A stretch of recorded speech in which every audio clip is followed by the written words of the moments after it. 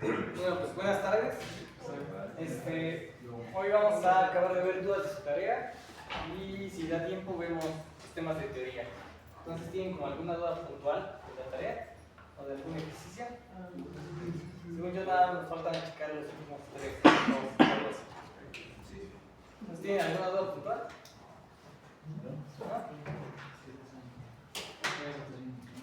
Entonces estábamos viendo los ejercicios y vimos del 1 al 5, ¿no? Y entonces el siguiente que sigue es el 6, ¿no? Y en este ejercicio lo que se quiere es dar una base de R4 de lo más lineal del espacio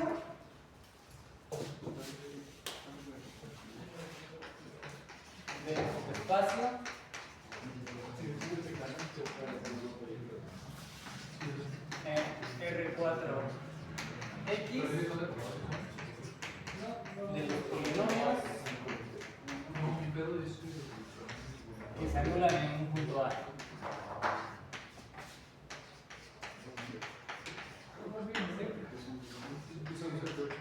Entonces te están dando un subespacio, que es el subespacio de polinomios de a lo más grado 4 que se anulan en un punto real A, ¿no?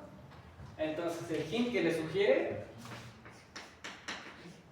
es que revisen a los polinomios de la forma x menos a elevado a la alfa con alfa de 1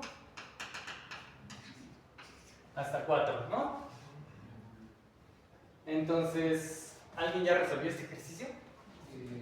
Yo había dado la base de justo esa de x menos 4 a la 1 por x y x menos 4 a la 2 y x menos 4 a la 3, pero hasta creo que nada más quedaba hasta el 3 porque el 4 ya salía muy diferente. Ajá, bueno, sí, justamente el candidato a base que vamos a tener son los x menos a elevado a la alfa con alfa corriendo de 1 hasta 4, ¿sí? ¿Y por qué pasa eso? Pasa porque queremos los polinomios que se anulen en A, ¿no? Entonces, no sé si se acuerdan de superior 2 o de, si lo llegaron a ver en prepa, del teorema del residuo, el teorema del resto. ¿Se acuerdan de ese teorema?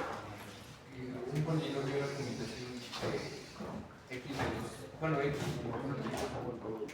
Ajá, sí. Con el teorema del resto decía lo siguiente: que si tenías un polinomio f y alfa, un real, era un 0 de f, entonces f se podría descomponer de la forma un polinomio g multiplicado a x menos alfa, ¿sí? Con g también un polinomio. ¿De acuerdo? Entonces por eso es que si tenemos f, un polinomio que se anula en a, entonces f va a ser de esta forma, ¿no? Y en lugar de alfa es que le cambiamos por a. Y ya, ¿no? Entonces cualquier polinomio que viva en este espacio se ve de esta forma por el teorema del resto, ¿sí? Y luego, ¿qué pasa? Que podemos iterar ese resultado, ¿no? Porque si tenemos que g evaluado en a también da 0, entonces g se ve de qué forma? Se ve de la forma h por x menos a, ¿no? Y entonces podemos sustituir ahí y queda que f se ve de la forma h por x menos a al cuadrado, ¿no? Y luego también tenemos un resultado, ¿no? O bueno, lo voy a poner como observación. Que si a es 0 de f y g, entonces a es 0 de f más g, ¿no? Entonces, si el polinomio se llega a anular, más bien, si el polinomio es f y g se anulan ambos en a, entonces su suma también lo hace, ¿no? Entonces los polinomios que se anulan en A van a ser sumas de polinomios que se anulan en A, ¿no? Y si sabemos que se ven de esta forma, y lo único que cambia es la alfa, entonces sí, eso nos da como que indicios de que esto va a ser efectivamente una base, ¿no? Entonces para ver qué es una base tenemos que ver dos cosas. Uno es que genera, y la otra cosa es ver que es linealmente independiente, ¿sí? Entonces, pues pueden usar estos resultados para ver A, o sea, para ver qué genera, ¿sí? Utilicen este tipo de resultados, ¿de acuerdo? Y llegan a la igualdad.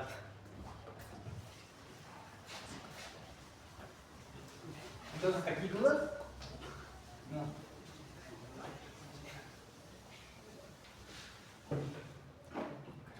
Entonces ahora para la parte de que es un conjunto linealmente independiente, pueden hacer algo. O sea, para ver que es linealmente independiente, tienen que agarrar una combinación lineal, digamos una suma de 1 hasta 4, porque tenemos 4 elementos de la base propuesta, que se ven de la forma AI por X menos A elevado a la I, ¿no? Entonces agarran una combinación lineal de esos 4 candidatos a básicos, lo igualan a 0 y tienen que llegar a que cada AI es igual a 0. ¿Sí? Entonces, no sé si ya lo hayan hecho. Sí, pero que vos veremos porque, bueno, lo escribí diferente, le puse como que A por X menos A a la 1 más B por X menos A al cuadrado, así está X menos A a la cuarta, pero luego lo distribuí, pero quedaba como, no sabía cómo explicar que A era ese, por eso. O sea, tú desarrollaste, ¿no? Ajá. O sea, sí. Esta forma de acá es la forma compacta de decir A4 por X menos A la 4 más A3 por X a la menos A la 3, ¿no? Más, etcétera, etcétera, ¿no? Entonces, algo que pueden aplicar aquí es que, ¿cómo se ve este binomio? Este binomio elevado a la 4, ¿cómo se ve? Como X menos A por X menos A por X menos A. Lo que pueden hacer es, pues hacen todas las cuentas, que es un montón de tabacha, o lo que pueden hacer es aplicar el teorema del binomio que vimos en clase, ¿no? Que te decía de que X menos A elevado a la 4 era igual a ¿quién? Era igual a, tomábamos el triángulo de Pascal, digamos que esta es la fila 0, 1, 2, 3, 4, ¿no?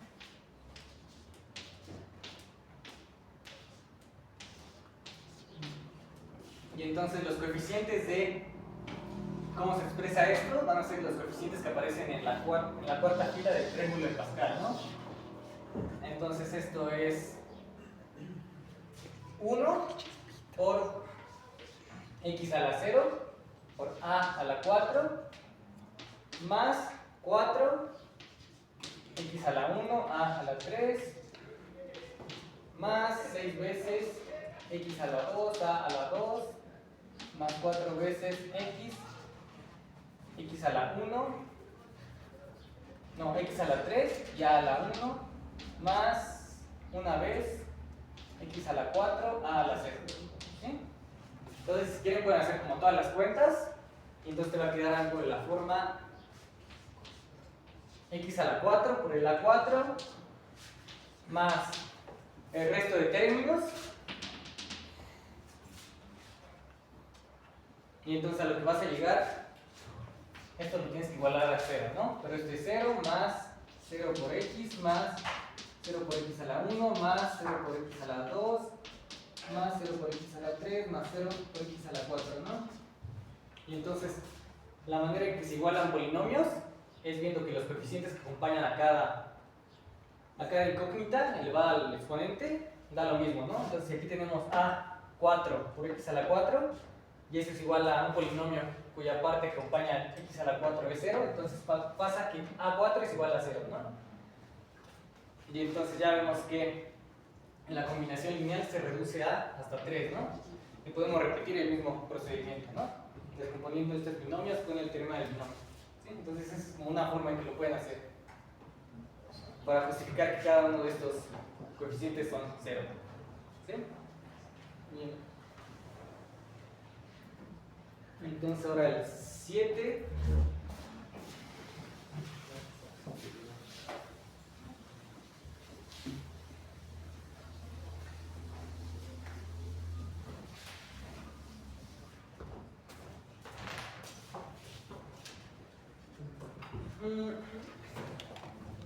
Entonces en el ejercicio 7 tienes W1, W2, subespacios de V, donde V es un espacio vectorial de dimensión finita.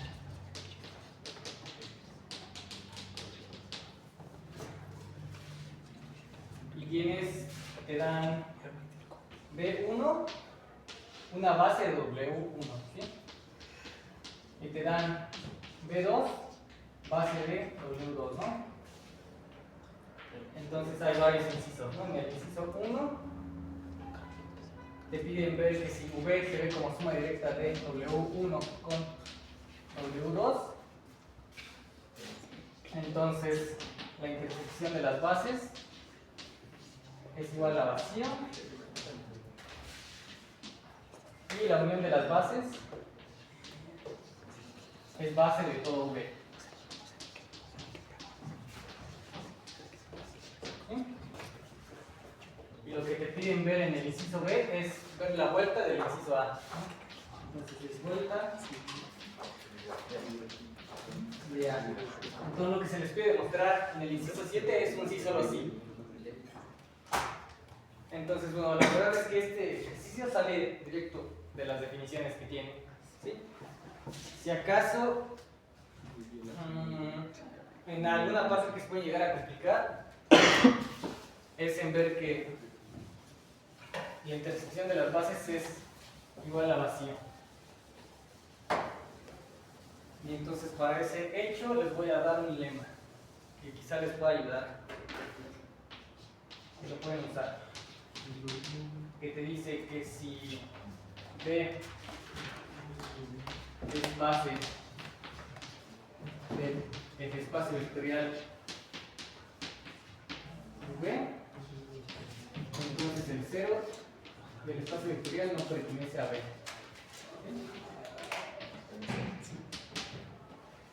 Entonces, ¿qué dice este lema? Que si tienes cualquier base, entonces el vector 0 no pertenece a la base.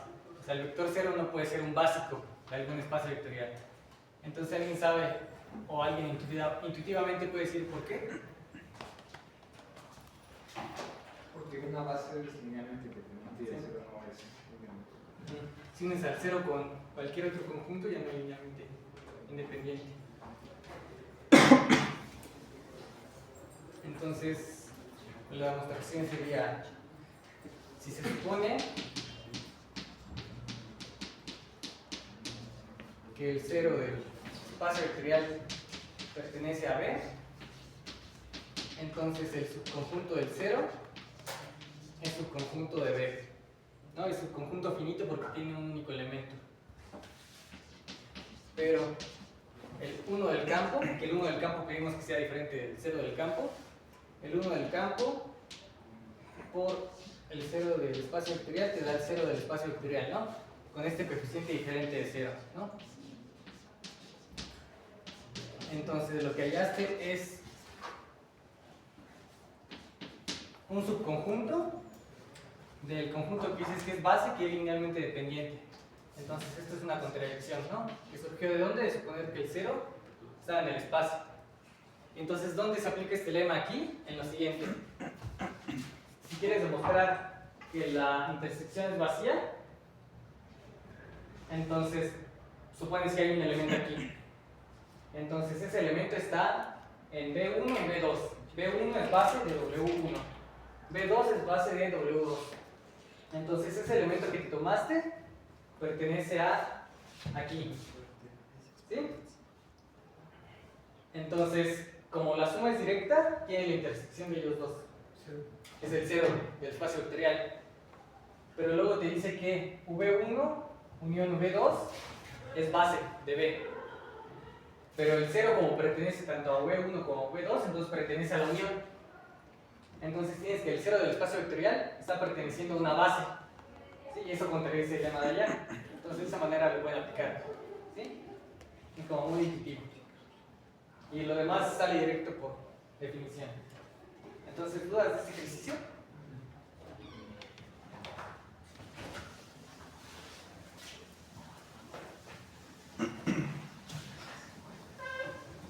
Entonces en el ejercicio 8 se les da un conjunto de vectores que son, se los voy a anotar como matrices, que son el 1, 2, 3, 5, 2, 3, 5, 8, y así, ¿no? Se les da 4 vectores, ¿no? Y se les pide ver quién es el generado. Si llamamos esto beta, se les pregunta quién es el generado de beta. Entonces, ¿alguien ya intentó este ejercicio? ¿Sí? ¿Cómo lo hicieron? Como nos dijo la profe, con la matriz, lo vimos como matriz y haciéndolo en su forma escalonada reducida por filas. Sí. Y ya. Lo pueden ver como una matriz y aplican operaciones elementales.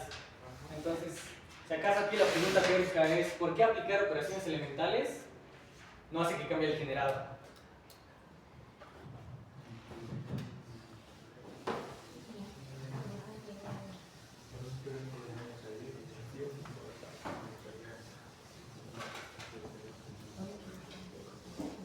Porque al aplicar las operaciones elementales no cambia el rango, y como no cambia el rango y son los mismos, se supone que son los mismos elementos, entonces no estamos cambiando el espacio que se genera. No estás cambiando el espacio. O también, no sé si se acuerdan que en la tarea 2 había como un par de ¿cómo se llama? De resultados que vieron. De que, por ejemplo, si tienen n vectores, digamos v1, 1 hasta n, entonces el generado de v1 hasta vn era lo mismo que el generado de quién? De multiplicar alguno de estos vectores por un escalar, digamos que multiplico v1 a v1, que los demás los dejo iguales, ¿no? Entonces el generado de este conjunto y este conjunto es el mismo, ¿sí? Y luego me acuerdo que también había como un resultado, y si sumo cualquiera de ellos dos, también el generado no cambia. O sea, si a v1 le sumo vn y dejo los demás intactos, entonces el generado no cambia. Y cuando estamos aplicando operaciones elementales, ¿qué estamos haciendo? Estamos viendo a los vectores como filas, ¿no? O como columnas. Y lo que hacemos es que las operaciones elementales son sumar una fila a otra fila, que sería sumar este vector a este otro vector. Podemos multiplicar una fila por un escalar, que sería escalar uno de estos vectores. O podemos intercambiar dos, ¿no? Que conjuntistamente es el mismo conjunto, entonces el generado no cambia, ¿sí? Y por cosas que probaron en la tarea 2, el generado no cambia y por eso es válido hacer eso, ¿sí? Entonces, bueno, ya lo tienen también. Entonces con eso ya acabamos el repaso de la tarea, ¿sí? ¿Tiene alguna otra duda o no? Ni.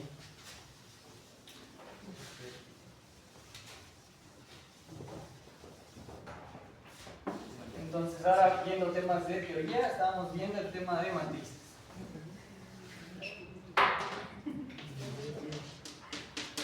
Entonces, ¿qué era lo último que vimos de matrices en las algeometrías?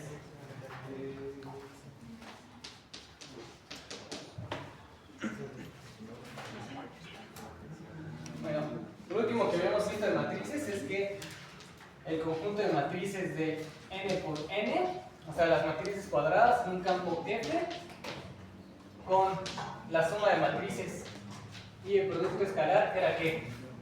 Bueno, que el producto de matrices, no el producto escalar. Que esta cosa era un anillo, ¿no? Era un anillo. ¿Por qué?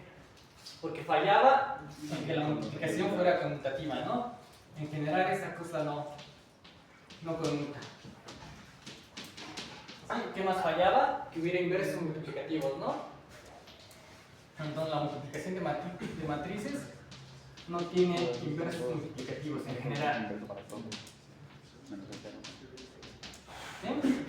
Pero habíamos visto que sí tiene unidad, que era la matriz que tiene unos en la diagonal y todas las demás enteras son ceros, ¿no? Entonces este es un anillo con unidad. ¿Sí? Entonces, si si vemos las propiedades que tiene la multiplicación de matrices, únicamente vemos que es asociativa y que tiene un neutro. Entonces, lo que hacemos en álgebra es como estudiar conjuntos que tienen operaciones, ¿no? Y queremos ver qué tipo de propiedades se espacian las operaciones, ¿no? Por ejemplo,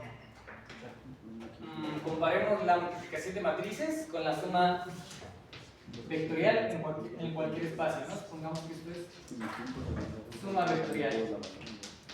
Entonces, comparemos estas dos operaciones. Entonces, la suma vectorial es asociativa. Sí. Sí. O sea, es un axioma, ¿no? Sí. Entonces, esta cosa también es asociativa.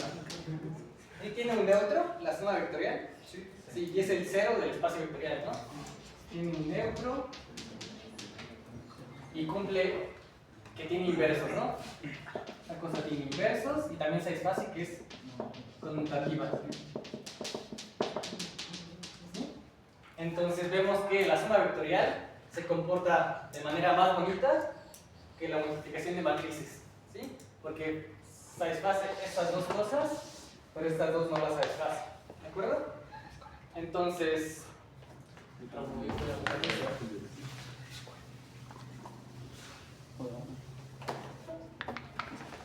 a cualquier conjunto que tenga una operación que satisfaga estas tres cosas, solamente estas tres cosas, va a ser un grupo. No sé si ya hayan visto en analítica grupos. O sea, esto nada más es notación, ¿no? Y para cultura, no lo vamos a enfatizar tanto.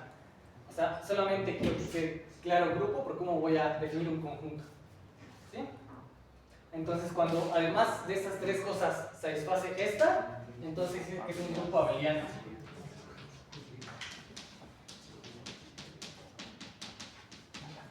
¿Sí?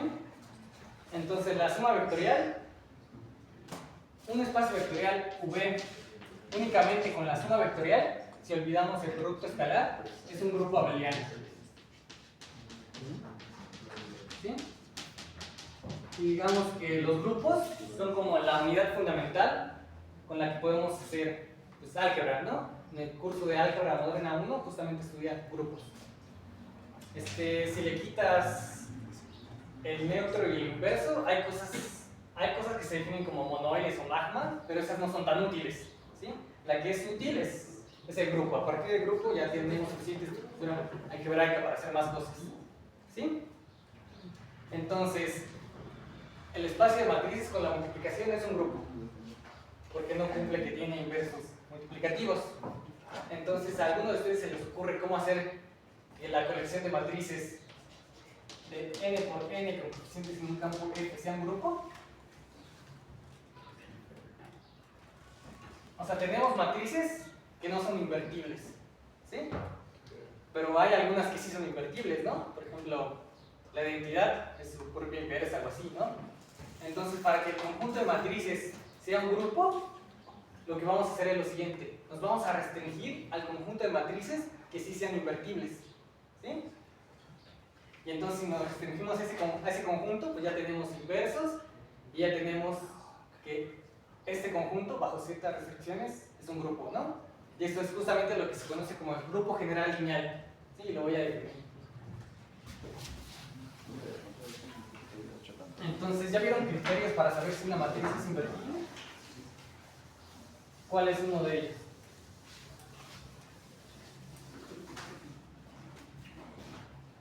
No, aunque sea en analítica, o sea, no necesariamente lineal. Pues, bueno, un criterio es que el determinante de la matriz sea diferente de cero, ¿sí? Aún no lo vemos aquí, pero bueno, si se sienten cómodos con el determinante, a lo mejor lo pongo como que el grupo general lineal de orden n con coeficientes en un campo F se va a definir como el conjunto de matrices de n por n con un coeficientes en el campo F tal que A es invertible. Mejor lo definas. ¿Sí? Entonces, dado n natural y F campo. Este conjunto de acá es el grupo general lineal.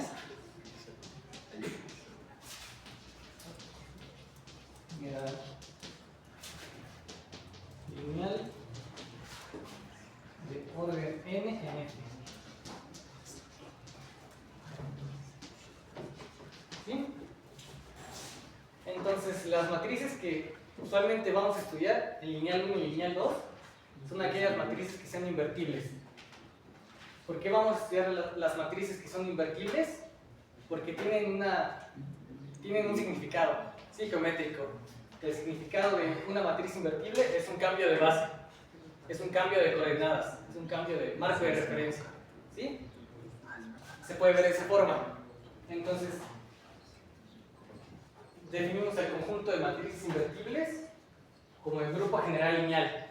¿Por qué grupo? Porque ya vimos que este conjunto con la multiplicación de matrices va a formar un grupo algebraico, en el sentido algebraico, ¿sí? ¿Y por qué lineal? Eso se va a ver más adelante cuando se vean transformaciones lineales, ¿sí? Serafín, se está descargando el teléfono, dice que tiene menos de 10%. Dice que tiene menos de 10. ¿Se aguanta? ¿Se aguanta? Sí. ¿Por qué de orden n? Porque son las matrices de n por n, ¿sí? ¿Y por qué n? Porque ese es el campo base, ¿de acuerdo?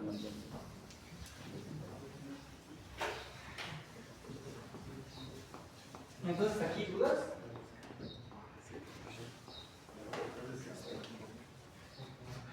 Entonces, sí, el general lineal de orden n con coeficientes en f también se puede ver de la siguiente manera, como las matrices de n por n, tal es que el determinante de la matriz sea diferente de 0, ¿sí? Porque una matriz es invertible si solo si esta cosa que es el determinante es diferente de 0, ¿sí? De momento no sabemos qué es. O bueno, si en geometría analítica vieron que el determinante de dos vectores, V1 y V2, ¿quién es?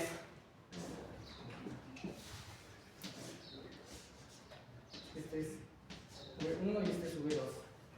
¿Se acuerdan de analítica 1?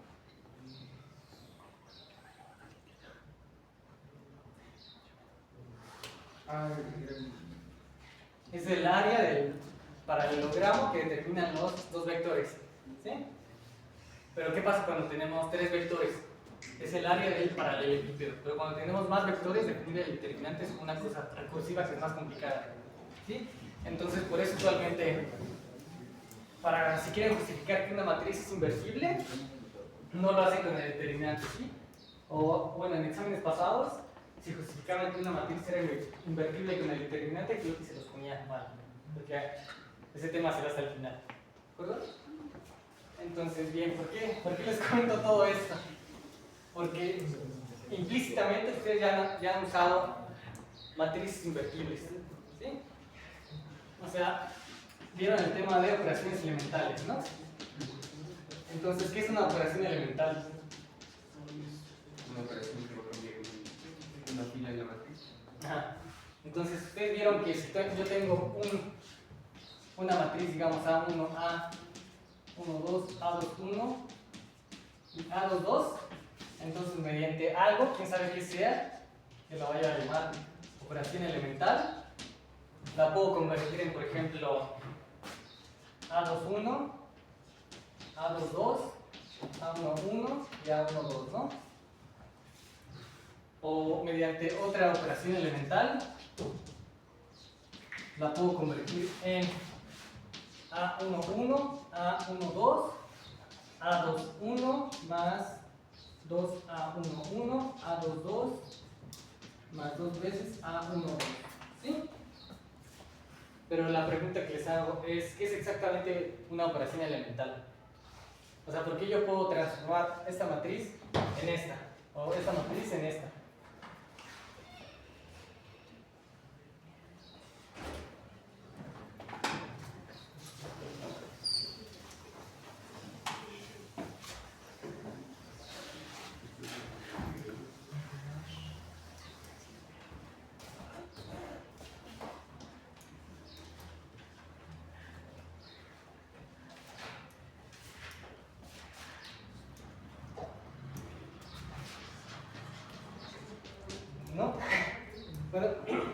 La respuesta es que aplicar una operación elemental es multiplicar por una matriz, por una familia de matrices, ¿no? Por ejemplo, si yo tengo A11, A12, A21, A22 y lo multiplico por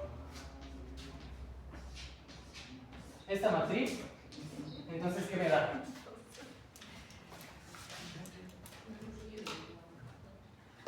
¿Sí se da?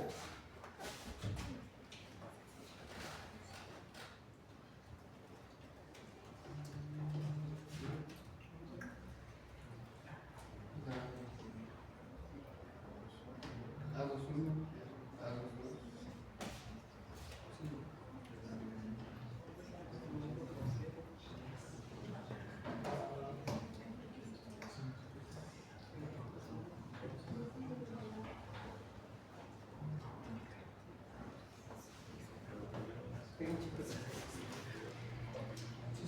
Bueno, mejor. Supongamos que la multiplico por esta matriz. ¿Qué me da? ¿Quién es la primera entrada acá? Es multiplicar esta fila por esta columna, ¿no? Entonces sería A12 por lambda más A12 por 0, ¿no? Entonces eso da lambda A11. Si multiplico,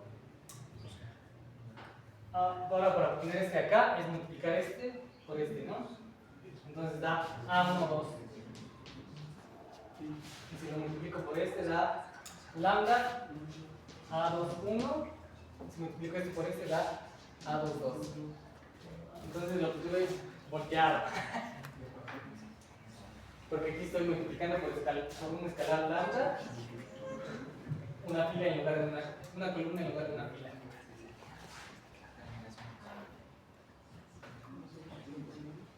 Entonces déjenme ver. Es que no puedes correr la clase.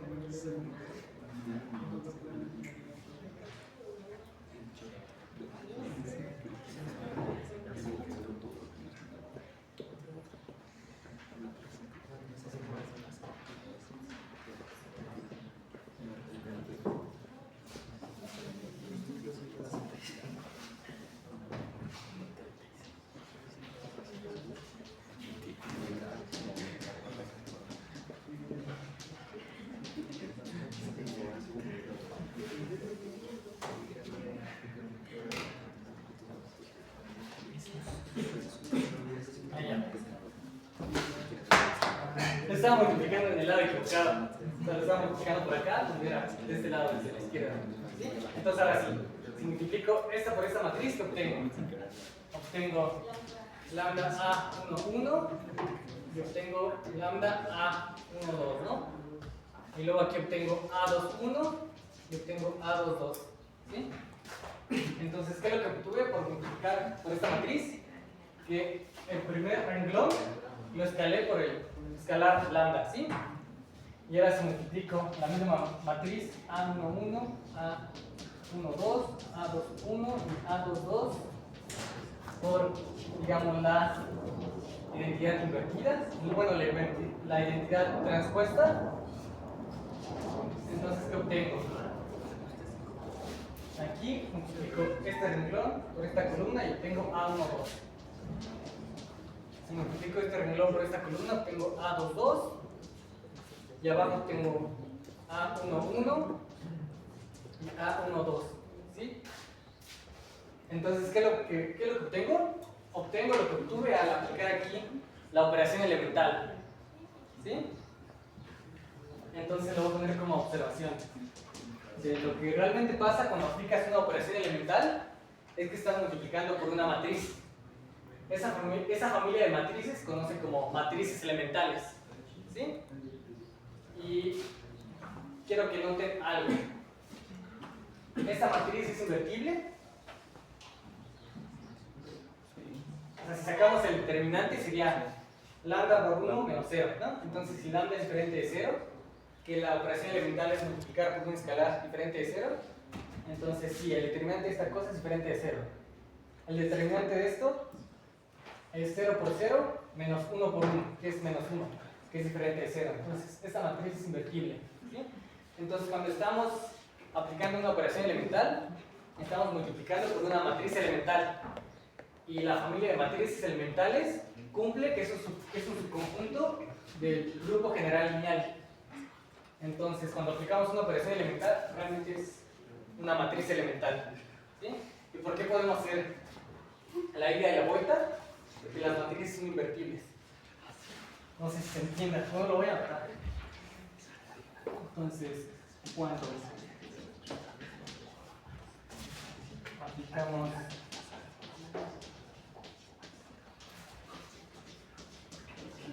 una operación elemental,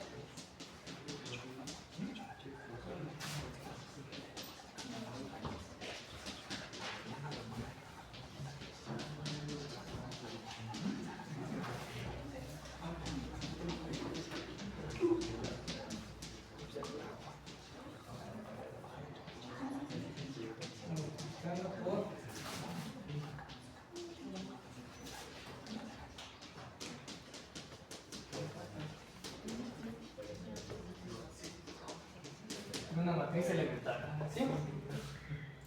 Entonces, Crotty les dio un método para hallar el inverso de una matriz, ¿sí? ¿Se acuerdan cuál era? Y tener la identidad de un lado y la matriz del otro. Bueno, ir aplicando las operaciones elementales hasta tener la identidad. Ajá. Entonces, pongamos que queremos invertir una matriz.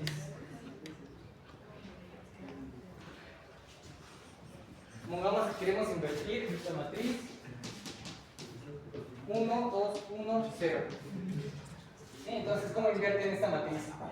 Lo que hacen es que de un lado escriben a la matriz, y del otro lado escriben a la identidad, ¿no?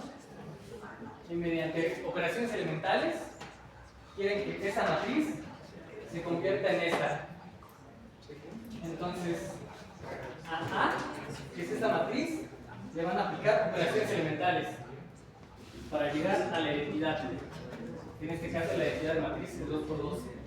Pero ¿qué vimos que era aplicar una operación elemental? Aplicar una matriz elemental. Era multiplicar por una matriz elemental, ¿no? Entonces, supongamos que aquí hago la operación, ¿no? Aquí hago una operación, por ejemplo, multiplicar este por 2 y luego se lo resto a este, ¿sí?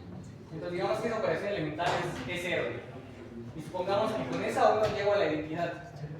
Entonces tengo que aplicar otra operación elemental, ¿no? E1, y así.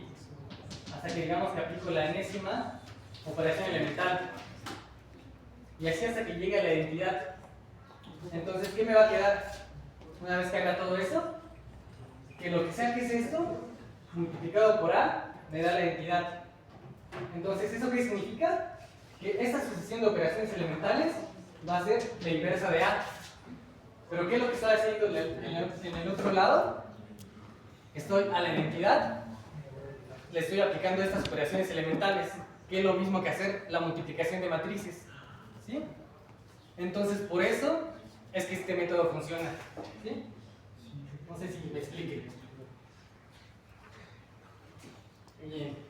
Entonces, si cuando quieran hallar una inversa, aplican este método que funciona por esto. Porque están aplicando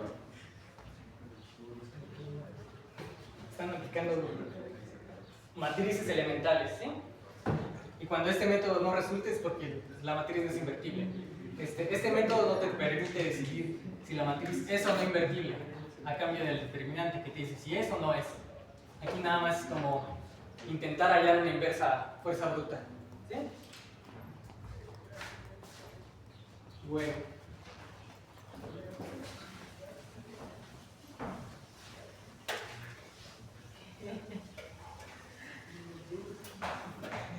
Entonces, quieren hallamos la inversa de A.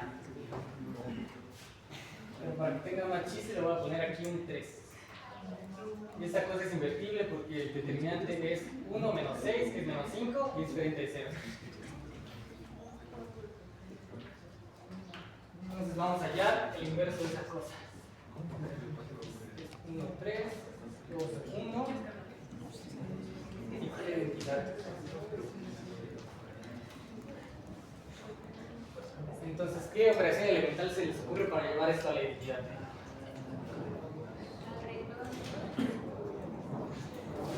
Luego,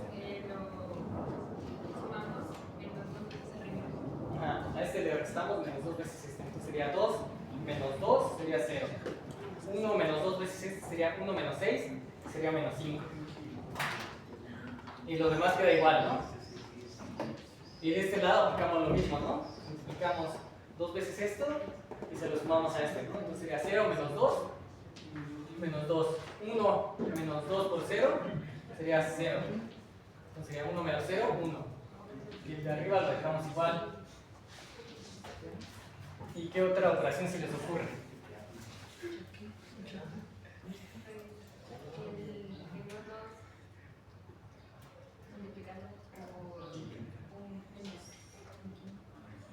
Este se divide por menos un quinto, ¿no? Entonces sería, ahí de arriba se deja igual, y sería 0 dividido menos 5 da 0, sería 1, aquí sería menos 2 dividido menos 5, el menos puede cancelar con el menos, aquí queda 0 y aquí queda menos un quinto. ¿Sí? ¿Qué más podemos hacer?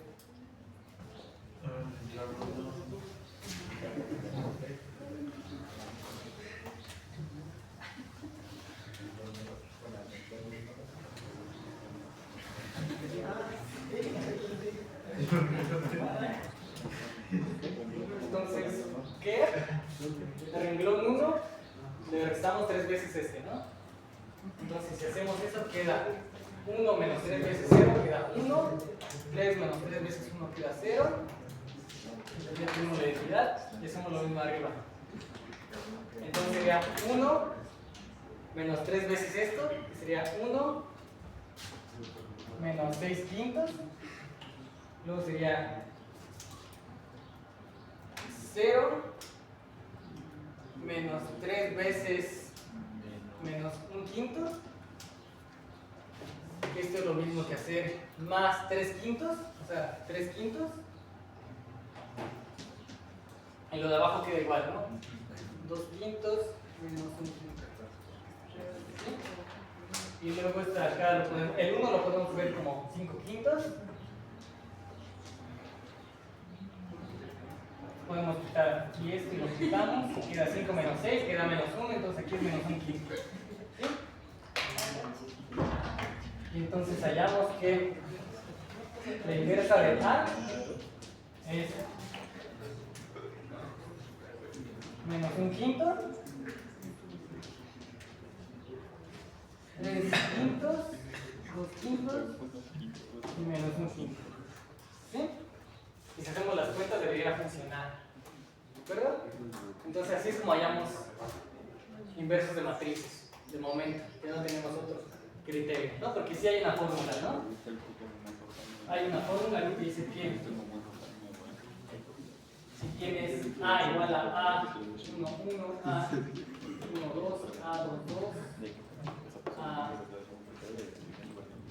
Entonces el inverso, ¿de qué forma se ve? ¿Alguien se acuerda de la fórmula? Del inverso de una matriz de 2 por 2. ¿No? Bueno, era 1 partido el determinante de A multiplicado, estos dos los intercambiamos por las diagonales, entonces A2, 2, A1, 1, y los que no están en la diagonal los cambiamos de signo, ¿no? Menos A1, 2, menos A2, 1, ¿no? Esa es la fórmula para el inverso, pero justamente estamos dividiendo por el determinante. Entonces, si el determinante fuera 0, pues esta operación no tiene sentido. Entonces, ¿aquí hay alguna duda? No.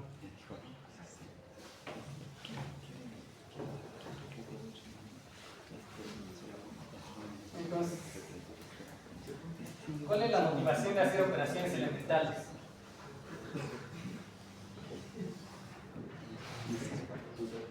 ¿Alguien sabe cuál es la motivación de hacer operaciones elementales?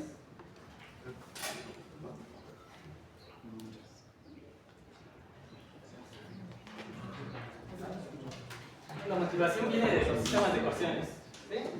O sea, supongamos que tenemos el sistema de ecuaciones 2x menos 3y menos 3z por la 1, 3x menos y menos 2z por la 3 más 2y más 4z igual a... Entonces, cuando intentamos resolver un sistema de ecuaciones de este tipo, ¿qué es lo que hacemos?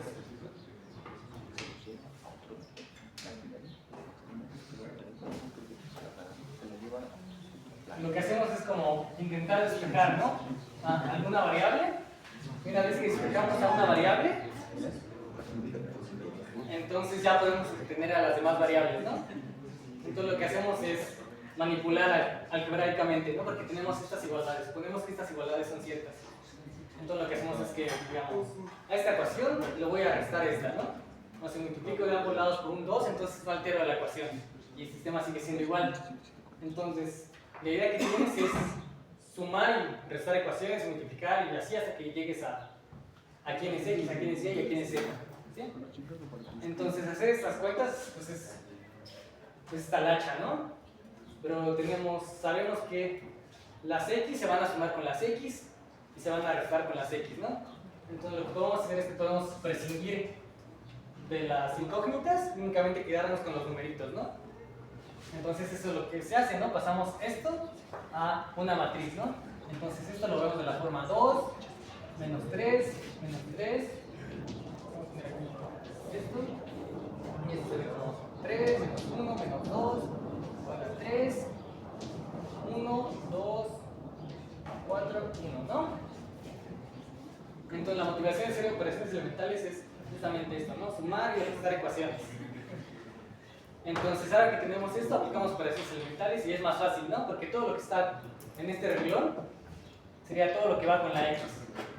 Lo de este renglón sería todo lo que va con la Y, todo lo que va con la Z y todo lo que va con las constantes. ¿Sí?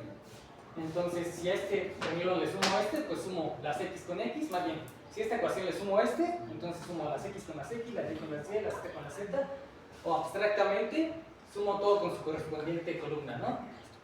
Todo lo de esta columna se suma únicamente con lo de esta columna, lo de esta columna se suma únicamente con lo de esta columna, y así, ¿no? Entonces, ¿a qué quiero llegar yo? Tras aplicar operaciones elementales, ¿cuál es el ideal? Supongamos que le aplico muchas operaciones elementales y llego finalmente a mi ideal. Entonces, ¿cuál es la matriz ideal? ¿Ya vieron forma escalonada reducida? Entonces, ¿cómo es la forma escalonada reducida? Que tenga un 1 aquí, los demás sean 0, 0, 0, que tenga un 0 aquí y aquí. Y ya no tenga un 1 en esta columna, sino en la siguiente, ¿no? Si se puede en esta y si no en esta. ¿Sí? Entonces, supongamos que tiene el 1 acá. Entonces la siguiente tiene que tener un 1 más para allá, pero como es de 3 por 3 ya no se puede, ¿no? Entonces pongamos que llegamos a esta forma de acá, tras aplicar operaciones elementales. Entonces, una vez que llegamos a esto, queremos volver a como lo teníamos concebido originalmente, que era el sistema de ecuaciones. Entonces, si pasamos esto al sistema de ecuaciones, ¿qué nos dice?